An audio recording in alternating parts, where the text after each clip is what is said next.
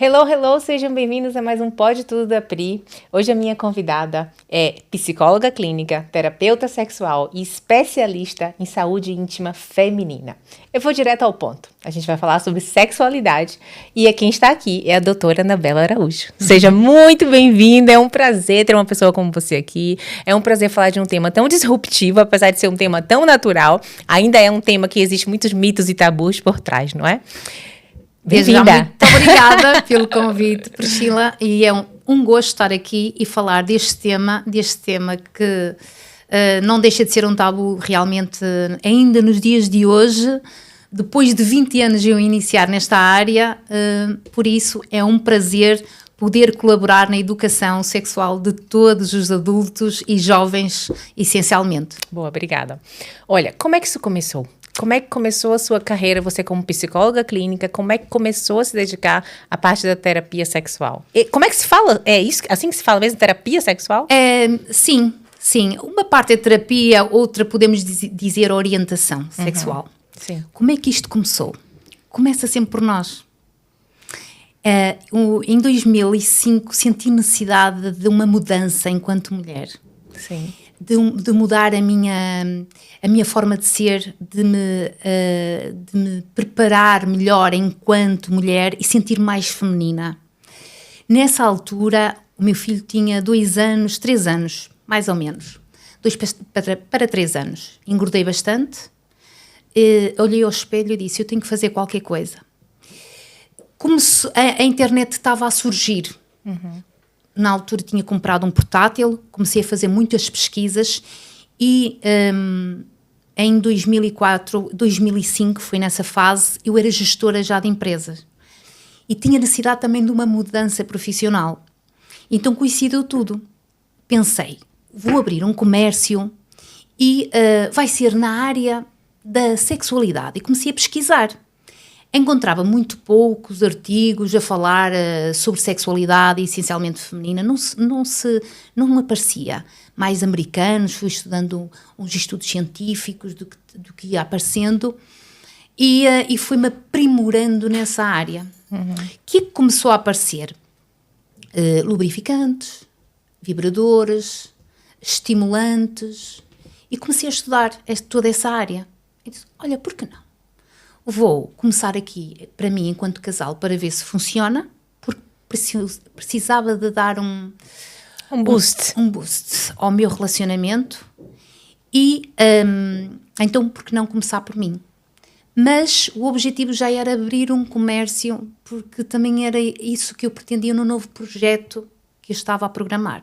Então comecei a estudar.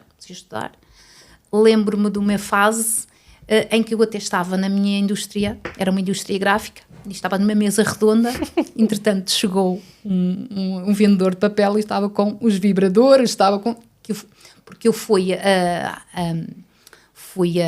Barcelona e comecei a estudar todos aqueles produtos, não é? Em cima da mesa, e ele ficou assim um bocado, mas para mim era normal, eu estava a estudar, acredito, para mim era normal, eu nunca tinha visto tão pouco produtos daqueles. Eu achei, que como melhorou a minha vida sexual, não é?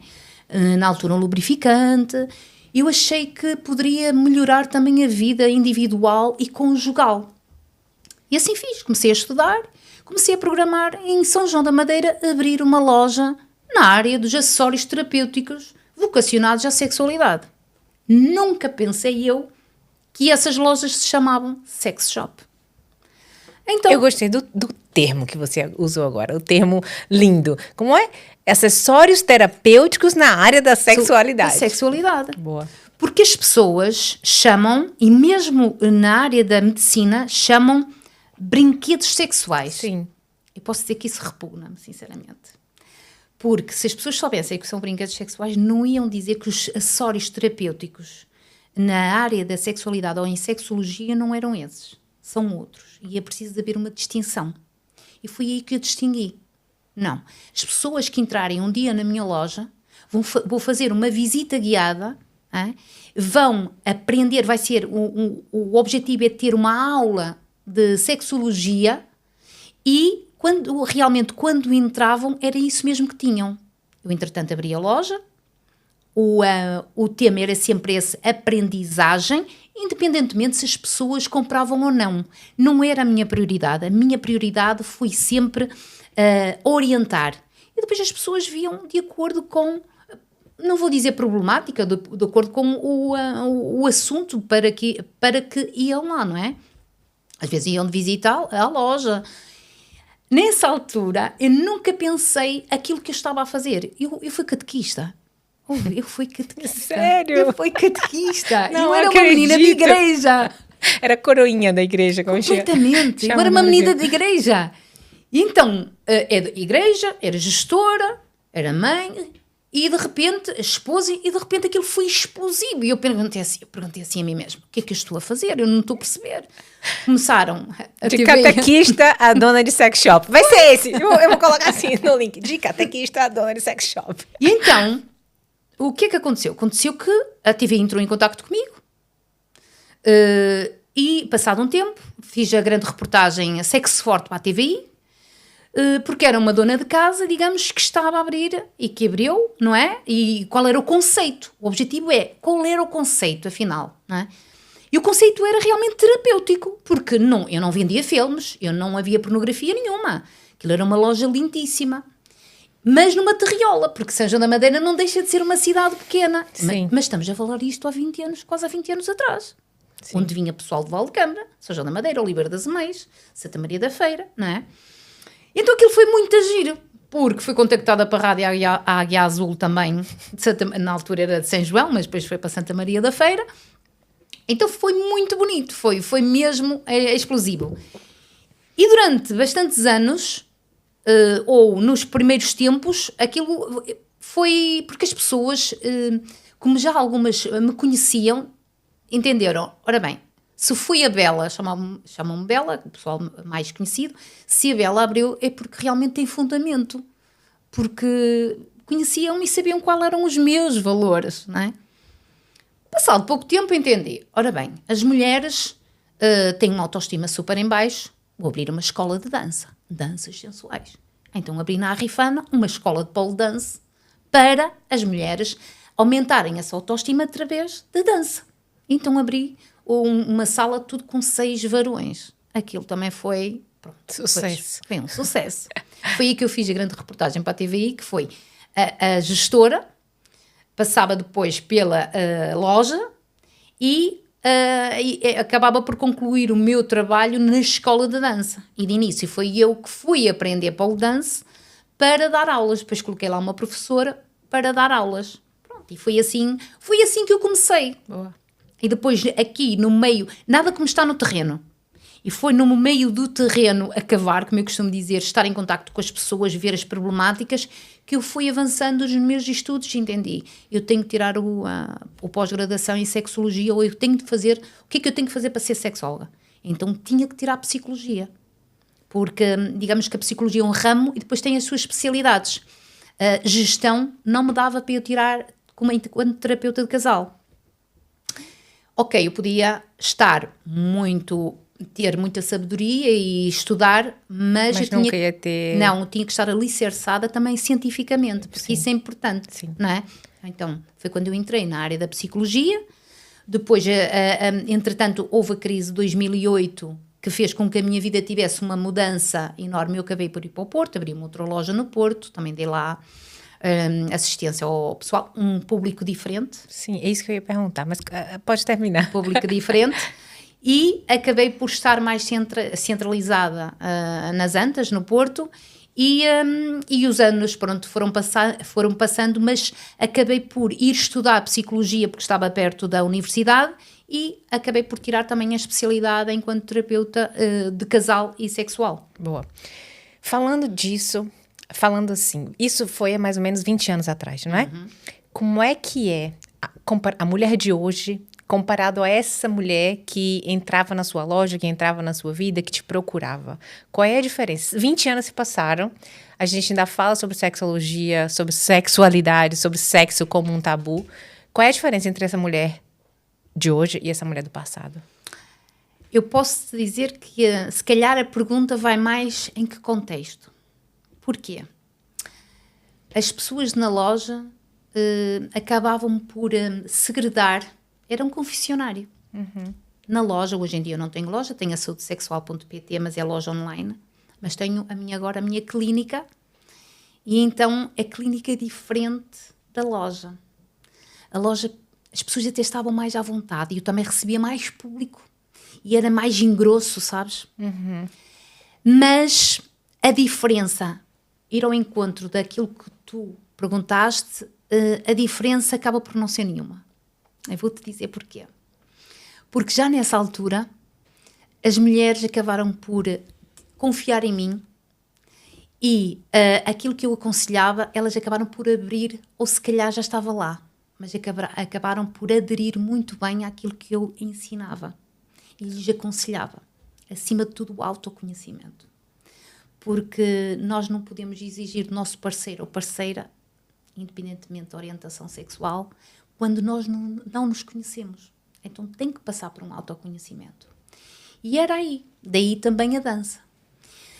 Quando, na altura, já falava com mulheres onde elas começaram a ficar mais desinibidas, mas eu tive sempre aquele cuidado de lhes dizer: estamos numa abertura de mentalidades, a mulher está, mas nesta abertura exige algum cuidado, porque a mulher pode entrar numa bebedeira de independência.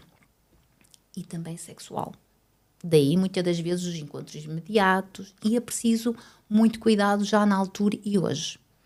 Mas não sei se foi por realmente eu ter uma linguagem muito próxima a elas, essencialmente elas. Já tinha um talento ali, uma conexão. Sim. Ainda não era psicóloga, mas já tinha uma conexão provavelmente emocional com as mulheres que passavam ali pela loja. E conseguia levar a sexualidade para um lado mais leve e mais natural, se calhar. Sim, sim. E então elas aderiam muito bem. Entravam fechadas na loja. E saíam melhores amigas da Anabela. Saíam. E então a mentalidade de hoje, eu acho que para a mentalidade de hoje, eu gostava que a sociedade tivesse uma mentalidade um bocadinho mais aberta, contida, ou seja, levar a sexualidade como uma área normal. Porque como cuidar da pele, como cuidar de um braço que se tiver partido ou de uma perna, mas as pessoas não entendem assim. As disfunções sexuais não entendem isto. Então, na altura já começaram a perceber, ou pelo menos a minha palavra foi levando que realmente a sexualidade é normal. É como o nosso dia-a-dia, como nós temos que almoçar e jantar e beber água. É igual, temos de tratar igual. E então for aderindo. Hoje, a abertura podia ser maior, mas não é. Porque existem agora as aplicações e as pessoas perdem-se um bocado na internet. Percebes? Não veem, ultrapassam os valores delas. E o que é que isso faz? Faz com que, ao ultrapassar os valores delas, e o sentimento está muito bem feito, acabam por muitas das vezes se sentirem sujas. Percebes? Com determinados atos que têm.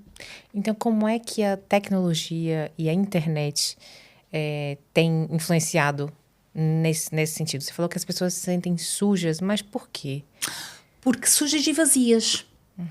Porque muitas das vezes estão sozinhas e nessas aplicações que as pessoas têm que ter algum cuidado, e fica aqui a dica, para muitas das vezes é assim: doutora, eu não tenho nada a perder. Tem sim, tenho a perder. Tem a nossa energia vital, sexual, que é a melhor que nós temos. E é essa que muitas das vezes nós utilizamos para trabalhar, para andar. E essa energia, na relação sexual, acaba por ser despendida, muitas das vezes para alguém, para ele ou para ela, que não deixam de ser vampiros, apenas naquele ato.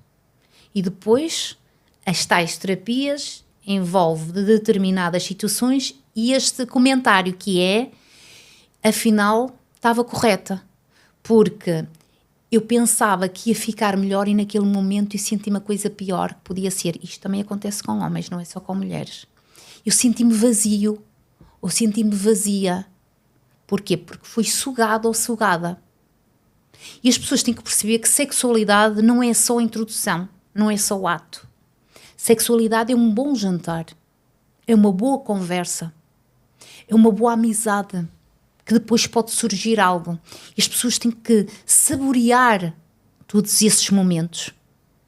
E o ato em si, a introdução em si, é um complemento. Sexualidade é como um bolo, tem vários ingredientes. A introdução, a penetração é um ingrediente. Mas o estímulo, através da linguagem, de uma boa conversa, de um olhar, de um carinho, de uma conversa em que temos alguém que nos ouça e que nos entenda, isso é sexualidade. Ou seja, na internet, isso está sendo perdido. É isso que quis dizer, não é? Que é um aplicativo, que é uma pessoa que as pessoas, pronto, não se tocam, não se conhecem, quase nem se ouvem, quase e é tudo só por mensagem, ou seja, nem se ouvem, não tudo é? por mensagem. E banaliza um pouco, talvez, não é? Talvez para a nossa geração não, porque a gente não viveu isso, não é? Sim. Ou sim. Sim. Ou sim, é solteira, sim. Sim. Eu não sei porque eu sou casada há muito tempo. Sim. E também há pessoas que estão viúvas, isso acontece. E aí o problema é que, como não sabem lidar com determinadas situações... Com a solidão. E não sabem lidar com as aplicações, acabam por entrar às vezes em jogos onde têm do outro lado pessoas que se querem aproveitar delas. Jesus. Não só propriamente no ato, mas muitas das vezes até monetário.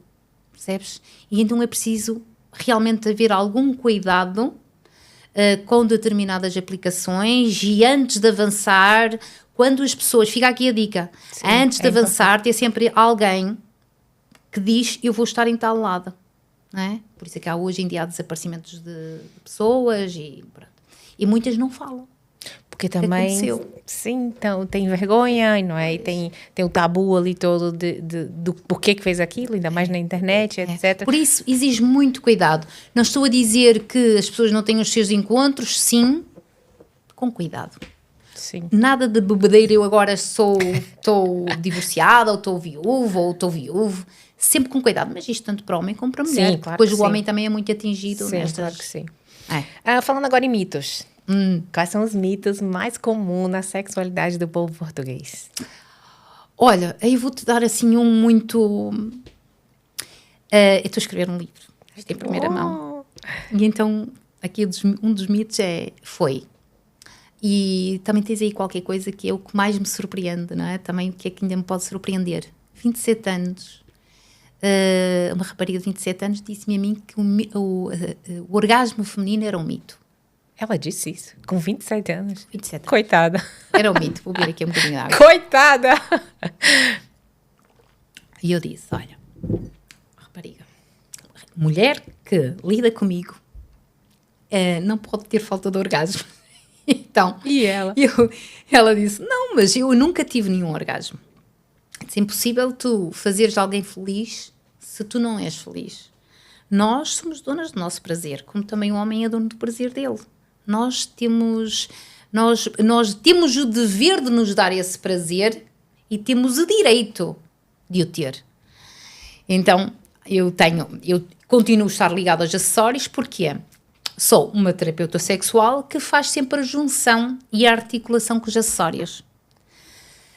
Então, eu não consigo tratar um vaginismo, uma dispareunia, uma dor sexual, se não tiver os acessórios e se não aconselhar os acessórios em casa. Como também falta de orgasmo. Existem aparelhozinhos onde tem vibração e às vezes basta só encostar, não é? E, porque nós homens e mulheres não temos vibração. E então, eu costumo dizer que o telemóvel é um vibrador, não é? Então, basta, muitas das vezes, uma coisa pequenina não precisa de mais, ou até pode estar com o parceiro, assim, ou com a parceira, mas muitas das vezes aquele aparelhozinho que encosta acaba por atingir o orgasmo em 2-3 minutos. É mesmo assim. E você conseguiu vender para ela esse aparelho abençoado? Só mulher, vais levar, disse mesmo assim, à mulher. Leva! Não me chama Anabela, não, dizia, não me chama Anabela. Tu leva este pequenino. Era um pequenino, fininho. Era para ter trazido, mas não trouxe. Devia ter trazido. Para a próxima. E eu disse, olha, este aqui vai ser para tu encostar, mas amanhã tu vais falar comigo e vais-me dizer alguma coisa. Depois ela veio buscar diz ela, delicioso. Pois quis com um estimulador de clitóris, maior e com outras vibrações e com outros toques. Conseguiu quebrar um mito que para toda mulher devia ser uma coisa tão natural, e uma mulher que, sei lá, que tinha um parceiro e etc, ela dizer de boca cheia que é um mito uma mulher ter orgasmo. Ainda bem que você quebrou isso. Sim, e ajuda também na relação, percebes? Que ela consegue, a mulher, e o mito também eu não posso tocar. Porquê? Porque... Não foi ensinada, e não, é só o homem que se toca, não é? A masturbação feminina é um mito. Sim. Já a masculina já é a feminina muito mais. Mulher que se masturba não gosta do marido, ou... Por que não até a dois? Porque não, muitas das vezes, até podem estar com algum problema casual, alguma situação, algum tratamento, e isso pode ser uma forma dos dois se estimularem e se conhecerem, autoconhecerem e conhecerem o outro. Abrirem as suas mentes, o mindset tem que estar aberto. Então, a masturbação é outro mito. Masturbação feminina, tá?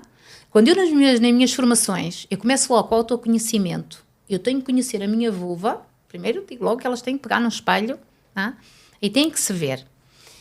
Então, eu tenho que conhecer a minha vulva, para conhecer a minha vagina, para me autoconhecer, para me tocar. Eu tenho que saber quais são as minhas zonas erógenas. Se eu não souber, Priscila, se nós não soubermos, eu não consigo dizer ao meu marido onde é que ele me deve tocar. Pois se eu não gosto que me toque nos seios, gosto que me toque nas mãos, ou o contrário, ele não sabe, porque eu também tenho de comunicar. Uma coisa... enrola a outra, não é? Passa a outra. Então, eu tenho que saber, me autoconhecer, para depois comunicar. Uma comunicação franca ou uma comunicação sincera, porque quando nós temos um parceiro ou uma parceira, tem que estar a comunicação, tem que ser sempre sincera e transmitir um ao outro quais são os nossos desejos e porque não melhorar a nossa relação. Passa por aí. Eu acho que muitos casais enfrentam esse problema da comunicação sobre o sexo. O sexo mesmo acaba indo e não é falado. Não é falado do que eu gosto, não é falado da posição que eu quero, não é falado da mulher pedir ou a mulher sentir prazer, ou me toque aqui, me toque acolá. O que é que você, como terapeuta sexual, sugere para esses casais que estão passando por essa situação, que não conseguem conversar com seus parceiros, suas parceiras, ou namorados, ou maridos, ou ficantes, ou amantes, ou whatever? Como é que comunica sobre isso abertamente? Às vezes a comunicação é difícil entre eles, porque eles têm conceitos diferentes. Um tem umas lentes e outro tem outra. Às vezes é difícil e então a comunicação é ruído, não é? Uhum. A frequência não está na mesma... Eu costumo dizer para as pessoas imaginarem um móvel onde tem 5 gavetas. Imagina, por exemplo, o homem vê a primeira gaveta, sexualidade, e a mulher vê no final. E eles acabam por não... Ora bem, ela é como se colocasse as blusas embaixo na última e ele quer em cima, estás a ver? Então aqui, quando não se consegue, digamos, negociar entre os terapeutas sexuais, e então há aqui um mediador, uma mediadora, no meu caso que eu sou a mediadora, acabamos por... é esta mesma palavra, negociar os desejos e às vezes ficam surpreendidos, ficam assim, olha, mas tu não me disseste isso. Ora, Bela, mas até ela chegar até você, Sim. até ele chegar até você, até ele ter esse passo, que já é um passo largo, porque já a terapia convencional já é um passo largo, a terapia sexual deve ser ainda mais largo, não é? Uhum. Antes disso, o que eles podem fazer em casa, não é? Não vou para terapia sexual, tenho vergonha. Sim. Como é que eu consigo conversar com o meu parceiro? Sim. Como é que dá uma dica de como é que faz para facilitar isso, para se comunicar sobre um tema que é importante na vida de um casal, não é? Sim. Olha, começar por uma coisa bem simples. Se conhecerem. Os casais não se conhecem. A maioria não se conhecem. E vou-te dar um exemplo. Começa por aí. Essa foi pesada. Os casais não se conhecem. Os casais não se conhecem. E hoje em dia, com o trabalho, o corre-corre. Os filhos, os casais não se conhecem. Pior ainda. Depois do segundo filho. Pior ainda. Então, vou-te dar um exemplo. Uma mulher muito tímida, retraída, que nunca teve grande abertura na área da sexualidade e na sua sexualidade e na sua intimidade com o parceiro, casaram numa altura de jovens, não é? E ela foi sempre muito contida. Vou-te dar um dos exemplos. Tá. Nunca tiveram grande comunicação como o povo português diz, era tipo massa com arroz, só, tá? Papai e mamãe. Papai e mamãe. À vossa maneira, mais brasileiro. Então, ele acabou por conhecer aquela mulher assim. Se ele era mais extrovertido ou não, ele acabou por se afeiçoar a ela. Há sempre um que se molda mais, não é? Sim. E acabou por conhecer aquela mulher assim, não a abordava determinados assuntos porque ela acabava por ficar envergonhada e inibida, e então ele ficou por ali durante anos, tá? A mulher chega aos 36, 40 anos, solta-se. E ela não lhe consegue dizer que está mudada. Que quer que ele a agarre, que lhe dê uns apertos, que a coloque contra a parede, que lhe dê uns beijos e que tenham um ato intenso. Ela não consegue dizer isso. Porque ele conheceu aquela pessoa tímida, retraída, cuidada, mulher da casa, dos filhos, não sei o que mais, e passa a ter receio de lhe dizer, porque ele vai pensar que eu sou uma louca e que sou uma tarada sexual, virei uma tarada sexual. Por outro lado, o homem continua naquele registro porque acha que a esposa continua a ser aquela mulher recatada e que não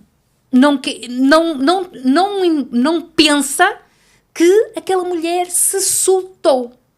Percebes? E então aí eles nem se comunicam.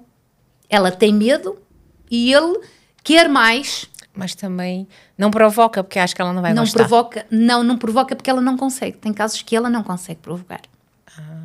Ela não consegue. Ela consegue provocar. E esses casos, muitas das vezes, vêm ter ao meu consultório. Ou seja, a relação é uma relação boa, é uma relação saudável, uma relação boa, eles se saudável. gostam, etc. Sim. Ou seja, nesse caso, eles conseguem dar esse passo de procurar uma terapia. Sim. Ela normalmente toma iniciativa. Quando as mulheres têm essa mudança e diz assim, eu estou mudada, não sabe porquê, eu estou mudada, quero que o meu marido me agarre, mude de posição, me diga... Dê uns tapas no rabo. Quero que ele me coloque umas algemas, me dê umas chicotadas, aquelas chicotadas de amor, não é? Mas ele continua ali, pacato, sereno. Morto. E ela diz, eu estou com um mudo, sem som... O certo é que o homem continua na vida dele. Sim, porque era assim, não é? Era assim. E então ele também não aprofundou mais porque também não queria que ela ficasse intimidada. E aqui é o alertá-la que ele é de acordo com como ela era. Claro. Então temos que lhe dar a entender que ela teve uma mudança, que ela está a ter uma mudança e temos que ir trazê-la ao encontro. E com certeza o homem adere. Normalmente adere. E quando é o contrário? É o homem que muda e a mulher continua ali, devagar, quase parando, com aquelas cuecas da década de 80. Mas o homem não muda. Só do lar. É difícil o homem mudar. O homem já vem assim. Ok. O homem já vem assim. A mulher tem uma mudança. Tá bem. E por isso é que eu tenho muitas vezes formações que é da inibição ao prazer. Ela solta-se. Tá. O homem não. O homem está sempre pronto. Mesmo que seja até um homem retraído, se a mulher puxar por ele adere. Normalmente ele adere. É raro os casos mesmo. Entendi. Então aí já é mais difícil. Quando temos um homem fogoso e temos ali uma mulher que continua muito no seu canto, muito tímida, mas normalmente a mulher entra na fase da loba. É explosiva. É. Só que depois tem receio de mostrar ao parceiro. Se esse homem está à espera da mudança dela, eles conseguem chegar ao diálogo. Se ele aderiu mais a ela e também começou a viver mais no seu recanto, digamos, na sua timidez, eles precisam aí da terapia. Ou seja, tudo que você falou aí se resume em uma coisa, uma boa comunicação no casal. Uma boa comunicação. Nada se faz sem comunicação. Até para dar o passo adiante, de procurar uma ajuda, ou de ver um filme mais picante, ou de comprar uns brinquedos, os terapêuticos. Tudo se resume a uma boa comunicação no casal, né? Completamente. Tudo se resume... Há sempre aquele que dá o passo. Por acaso, ultimamente, tenho tido muitas mulheres, tem havido muitas mulheres, são elas que procuram, e isso é muito gratificante. Porque às vezes elas pensam, eu digo assim, então está na altura de agora vir ou o seu marido ou o seu parceiro vir cá. O que é que acha nesta sessão? Ficou assim a olhar para mim, não sei se ele vai aderir. Sabe que realmente elas estão comigo, não é? Não sei se vai aderir. Pois, tem mas vergonha, depois falam, se calhar. Falam, mas eles prontificam-se logo. E são Isso muito é verdadeiros. Bom, Os homens são muito verdadeiros. Nas consultas são muito verdadeiros. Sentido. E eu consigo perceber, eles são o testemunho. E depois da evolução da mulher. E é muito giro esta evolução. Porque eles próprios dão o feedback. Passado algumas sessões, eles dão o feedback da evolução dela. E é muito giro, porque realmente acabam por se encontrar. E até conhecer melhor. Não sabia que tu gostavas disso.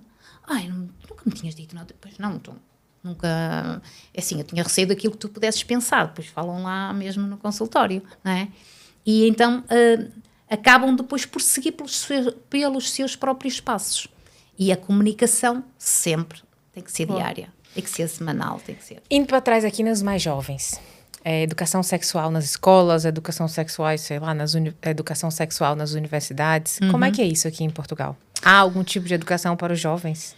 Agora já começa a haver alguns programas, mas há coisa de 6 anos atrás cheguei a frequentar várias escolas secundárias onde me solicitavam os meus serviços e eu, prontamente e gratuitamente, fazia pelos miúdos. Estamos a falar isto a partir do 10º ano.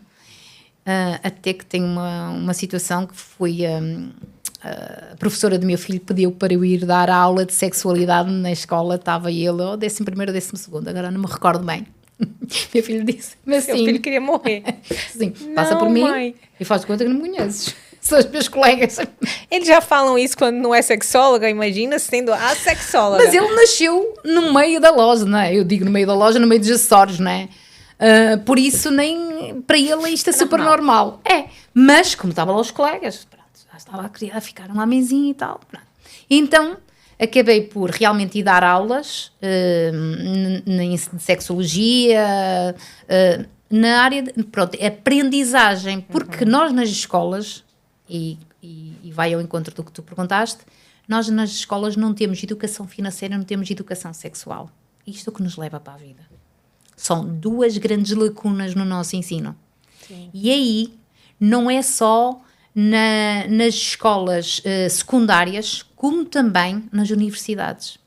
Eu posso dizer que eu era a única na universidade que estava na área da sexologia, porque apesar de eu estar em psicologia clínica, todos os meus trabalhos já eram tudo na base de sexologia. Era a área que eu queria seguir, desde violações. Sim. Cheguei a fazer estudos sobre a mulher que foi violada em criança e depois qual era o seu relacionamento numa fase adulta, como é que ela se encontrava, o quanto isso implicava no relacionamento delas para com o outro, não é? Pares ou não, ou relacionamento também conjugal.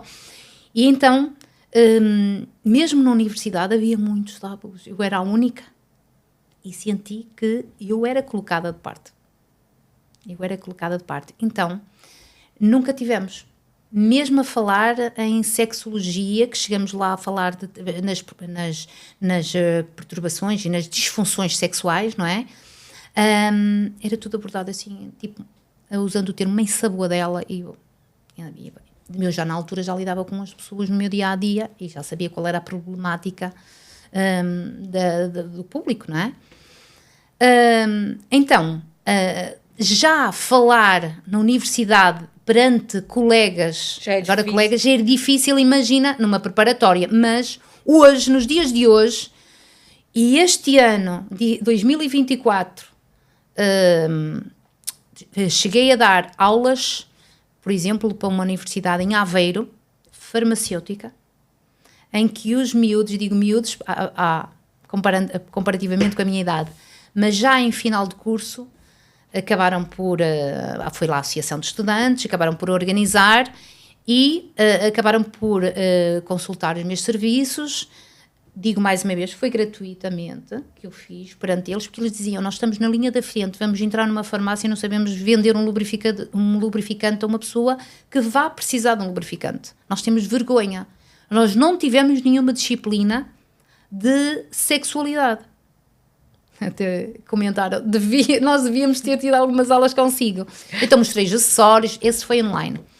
Também estive numa outra universidade, foi assim tudo muito, uma em março, outra em abril, na UTAD, na Universidade de Trás-os-Montes, uma universidade de psicologia, também estive lá. O tema foi poliamor, um tema também muito badalado nos estudantes, até que ponto o que era poliamor, o que é que eu pensava, e pronto, foi assim muito desmistificado também lá.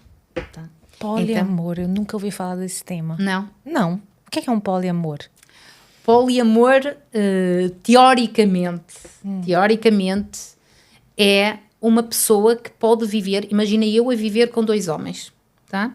Uhum. Ou também posso viver outro amor com outra pessoa, e há o consentimento de todos. Ok. Por isso é que é poliamor. Mas poliamor, segundo algumas regras do poliamor, também tem que haver fidelidade se estamos a viver a 3. Por isso, isto às vezes as pessoas também querem... É um relacionamento aberto, mas não tão aberto. É o poliamor. Agora, muitas das vezes as pessoas querem o bem dos 2 e 3 mundos e 4. Vamos ver o que é afinal poliamor. Estás a perceber? Então tem aqui muitas nuances que precisam de ser analisadas, porque se eu vivo com 2 pessoas, 2 maridos, porque nós somos poliamor, e porque nos amamos, é um amor a 3, se eu vou sair no sábado à noite, numa sexta-feira à noite, e estou com uma outra pessoa extra relação... Não pode. Alguns podem, outros não. Ok. Então, há aqui definições de poliamor, não é? Se eu tenho permissão para viver o amor com aqueles meus 2 amores porque eu não consigo me desvincular de um porque eu gosto do outro também, e gostamos dos 3, pronto, porque nos consentimos, mas se eu saio e estou com outra pessoa, continua a ser poliamor. Fica aqui a pergunta pra também. Mim é demais. Não é? Pra mim, eu não conseguiria viver um relacionamento assim, mas tá tudo certo, quem Também vive, não. quem se ama, e se eles conseguem identificar o que é o poliamor e acima de tudo, se comunicam Sim. e são felizes, tá tudo bem. Sim. Não é? Pronto, e aí também a pergunta de jovens. Jovens foram mais para poliamor. Eram as perguntas deles. Sim, ok. E o tema foi mesmo poliamor, percebes? Pronto, e daí também nas universidades haver muito falta de informação porque não têm educação sexual. Continuam a não ter. Como educação financeira também não têm.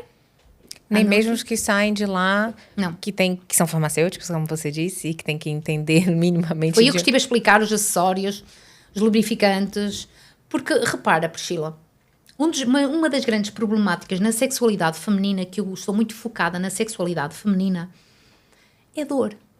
Sim. A mulher sofre de muita dor na relação, não tem prazer. E essa dor pode ser muitas das vezes eliminada com um simples lubrificante, um bom lubrificante. Pode ser adquirido na farmácia, desde que seja hipoalérgico, a base de água, pH neutro, e isso as pessoas precisam estar bem informadas. Digamos que a farmácia é uma primeira linha, não é? Como também o site que eu tenho, por isso é que é saudesexual.pt, que é, devido a todo o meu percurso, conhecer bem os acessórios e a cosmética sensual e sexual, não é? Onde eu filtrei todos os produtos e durante estudos de alguns anos e em contacto com o público, e o feedback que eles me foram dando, não é só o meu testemunho, é o testemunho de anos de pessoas, Claro. não é? De mulheres, de casais, individual, que me foram dando, e então daí o filtrar também. Ou seja, nós temos que estar preparados para aconselhar.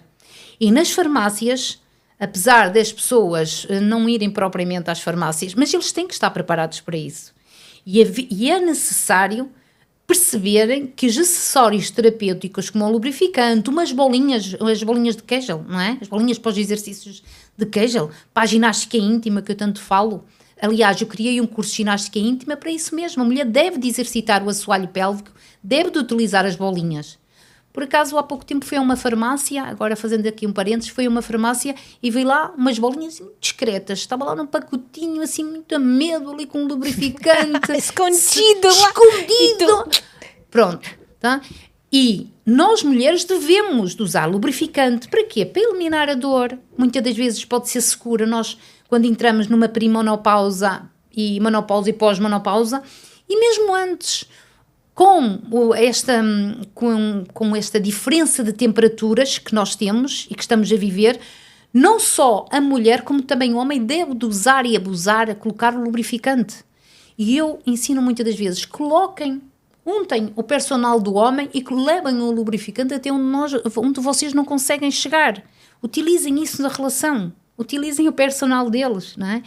E depois a ginástica íntima aumenta a libido, aumenta a lubrificação vaginal, previne a incontinência urinária, o colapso da bexiga, e não é só para mulheres a partir dos 45, não. Há jovens que depois de terem os filhotes, aliás, as bolinhas de Kegel, os exercícios, a ginástica íntima, os exercícios de Kegel, que é uma técnica cientificamente comprovada, foi o ginecologista, o Dr. Kegel, que já há muitos anos atrás provou que os exercícios de Kegel fortaleciam o nosso assoalho pélvico, a nossa musculatura. Explica um pouco sobre esse exercício. Eu já conheço que você me explicou, mas eu queria que você explicasse que aquilo ali não são bolinhas eróticas. O que é que serve? Como é que a mulher pode usufruir? E como é que a mulher pode fazer isso em casa sozinha, esse exercício, para melhorar o assoalho pélvico? Temos que fazer outro podcast com as bolinhas. Só para isso, né? Só para você devia ter trazido as bolinhas. Sim, era para ter trazido, mas...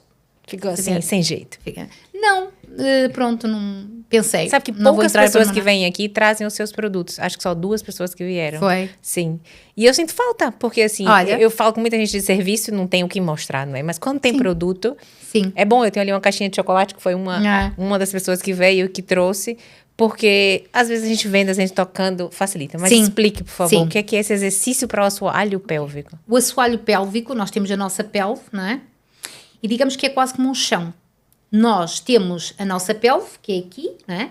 E depois cai a nossa bexiga, cai o nosso intestino em cima, cai o bebê, quando nós andamos grávidos, e vai fazendo força. Digamos que isto aqui é o assoalho pélvico, que é o que está por cima, é o músculo que está acima da nossa vulva, da nossa vagina. Então é aqui que sustenta a nossa pelve, o nosso osso, a nossa pelve. Aqui, como é um músculo onde vai normalmente ficar mais frágil com tanto peso em cima. Tá? Aqui o bonequinho agora funcionava bem. Tá? Então, este assoalho pélvico, que não é mais nada como se chama MAP, que é a musculatura do assoalho pélvico, vai entrando em ruptura. E temos aqui a vagina. O buraco temos a nossa vulva, o buraco da nossa vagina. Quando existe uma força que está e o assoalho se está a romper, a bexiga entra e há um colapso e então começa a sair pelo canal vaginal. Como é que as mulheres podem prevenir? Olha, os sintomas. Vamos começar pelos sintomas. Os sintomas espirra, começa a urinar Parece que vai e às vezes perguntam-me assim... quais são os sintomas assim logo ao começo? Uma pinga é sintoma? Uma pinga já é sintoma de urina. A gente espirra, ou estamos no ginásio, ou fazemos um movimento, ou brincamos com um filho que ainda é pequeno, e já sai urina. Hein? Então, já começa a haver alguma perda, então é sinal que o nosso mapa, o nosso assoalho pélvico, está a ficar flexível. Tá? Está a entrar em ruptura. Precisa de ser exercitado. E então, é neste exercício onde nós introduzimos as bolinhas, e tem um vibrador também próprio, ou cones vaginais, que vamos trabalhar os anéis da nossa musculatura do assoalho pélvico, umas com vibração, outras sem vibração, e vamos trabalhar a musculatura com uma respiração adaptada, e claro, isto tem que ser sempre aconselhado com um terapeuta, muitas vezes com um fisioterapeuta especializado, não é? Na área do assoalho pélvico, para serem sempre acompanhados por profissionais nessa área. E então, através deste exercício, que não é mais do que podia ser apenas 10 minutos, às vezes até só uma respiração mais controlada e numa forma de yoga, onde ainda nem se introduz as bolinhas, não tem que ser sempre, mas... fazer a respiração e depois nos exercícios posteriores, à medida que se vai aumentando e gradualmente, introduzimos as bolinhas com um peso menor, Pois com peso maior, porque ela já é com pesos, através de pesos. Porque se colocar um peso superior àquele que deve de ser inicial, né, ela cai. Não consegue segurar. Ela cai. Né? Pronto. Então, sempre, por isso é que convém sempre por profissionais adequados à área. A mulher, então, ao trabalhar, vai a trabalhar a sua ginástica íntima,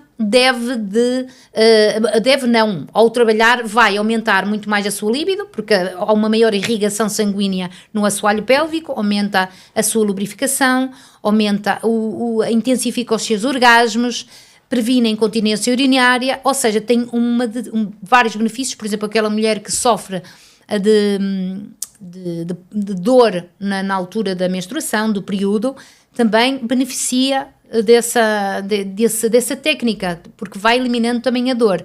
Ou seja, o ideal é sempre a mulher, independentemente, nós devemos estar sempre na prevenção. Eu ia perguntar com relação à idade. Qual é a idade? A partir dos 18. A partir dos 18 a partir dos 18, e perguntas-me assim, mas aquela menina aquela jovem que ainda não iniciou a sua sexualidade, sim, pode fazer, mas sem acessórios. Ok. Ou seja, os exercícios de Kegel, determinados movimentos, só com respiração. Entendi. Quando inicia a sua sexualidade, já pode exercitar com as bolinhas, com o vibrador e com os cones vaginais. E que vai também aumentando gradualmente os exercícios. Mas a partir dos 18 anos, se realmente ainda não iniciou, deve de ser só com respiração e exercícios. Quando iniciou, os acessórios de acordo com a terapêutica. Qual que é o nome do exercício? Exercícios de Kegel.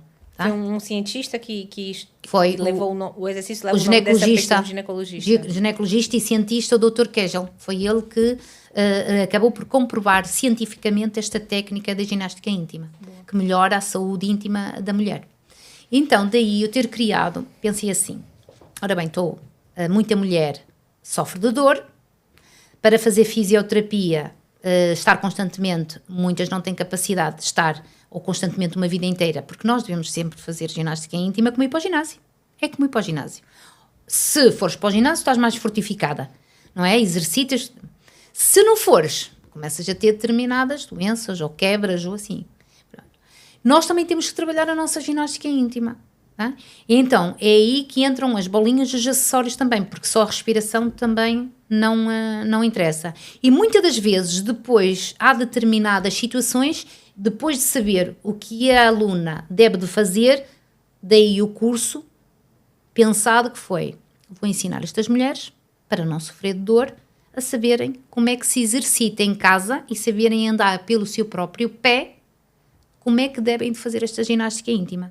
Então, eu criei o curso de Jardim Secreto, que é Descobre-te com a ginástica íntima. Cultiva e descobre-te com a ginástica íntima. Considero o nosso interior, a nossa vulva, a nossa vagina, o nosso jardim secreto.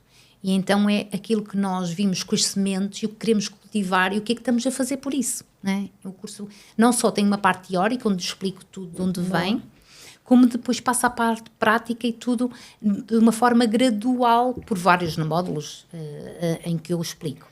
Dou normalmente aulas online, ou então, muitas vezes aconselho as mulheres em consultório quando as consultas são presenciais, ou também faço muito mentoria online, e as mulheres depois, as nossas mulheres acabam por saber fazer a ginástica íntima nas suas casas, no conforto do seu lar, e estão muito mais estabilizadas e fortificam-se e sentem-se passa pelo autoconhecimento. Sim. Ginástica íntima, elas acabam por se conhecer. Ou seja, as bolinhas não são para prazer, são para ginástica íntima. Não é um vibrador, não é outro brinquedo, é para ginástica, para fortalecimento da pelve. Como é que é? Fortalecimento do assoalho pélvico. Fortalecimento do assoalho pélvico. Sim, na próxima você vai trazer tudo para dar aula. Tá. Por fim, não menos importante, eu queria que você desse um conselho para as mulheres que, como tu, lá atrás, queria melhorar sua vida sexual, queria melhorar sua comunicação sobre o sexo com o parceiro, mas que tem vergonha, que tem insegurança, que não sabem por onde começar. Mesmo as jovens, porque eu tenho amigas jovens que nem sequer sabem o que é um brinquedo terapêutico. Tenho amigas também de 40, 45 que não sabem o que é. E tenho amigas que têm 18, 20 que já sabem o que é tudo. Faz, é verdade. Então, independente da idade, eu acho que existe aqui uma coisa muito de cabeça, não é? O que é que quais são os conselhos que você pode dar para essa mulherada? Olha, eu aconselho toda a gente a ter o seu kit sensual. Boa. O kit romântico. Se são casados, já estão juntas, começar por abordar o parceiro. Alguém tem que tomar a iniciativa, sem receios, e dizer assim, acho que nós precisamos aqui de acalorar mais, de apimentar mais a nossa relação. Pode começar com um lubrificante de sabores, porque muitas das vezes o flátio ou o coníngulos não é feito, digamos mais o sexo oral. Flátio homem, coníngulos a mulher. Não conhecia essa palavra chiquérrima. Sexo oral mesmo. Sexo oral. Flátio, fica aqui para a malta saber. Flátio é fazer no homem, coníngulos mulher. Ok. Falando sexualmente falando. Ok.